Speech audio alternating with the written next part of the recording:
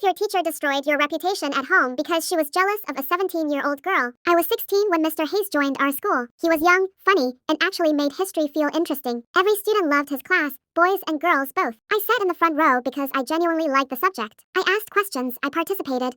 I stayed after class once to ask about an assignment. That was it. That was all I did. But Miss Portman, who taught next door and had been making excuses to walk past his classroom all semester, saw me that afternoon, and something in her shifted. The following week, I got called to the principal's office. Miss Portman had filed a report. She said I was disruptive in her class, disrespectful to staff, and had been behaving inappropriately around male teachers. I had never once been in trouble in my entire school life. Not once. But the report was already written and my parents were already called. My dad picked me up that evening in complete silence. The kind of silence that sits heavier than any shouting. At home, my mother said, "Where did we go wrong?" My dad said, "You are not to speak to any male teacher unless absolutely necessary." I tried to explain. They said Miss Portman is a professional and has no reason to lie. From that day, my parents monitored everything. My phone, my friendships, who I sat next to in class. My mom started dropping me to school and waiting to watch me walk in. I became a different person inside that house. Quieter, smaller, always careful. 3 months later, a girl in the year above me came forward and said Miss Portman had done the same thing to her the year before. Same report, same words, different girl. The school launched a review. 2 other students came forward after that. Miss Portman was moved to administrative leave by the end of that term. I showed my parents the school's letter the day it arrived. My dad read it twice and put it down on the table. He never apologized. My mom said, "Well, at least it's sorted now." No, sorry. No, we should have believed you. Nothing. And I realized that day that the teacher had taken something from me. But my parents choosing her word over mine without a single question. That was the part I never fully got back. Now, I want to ask you,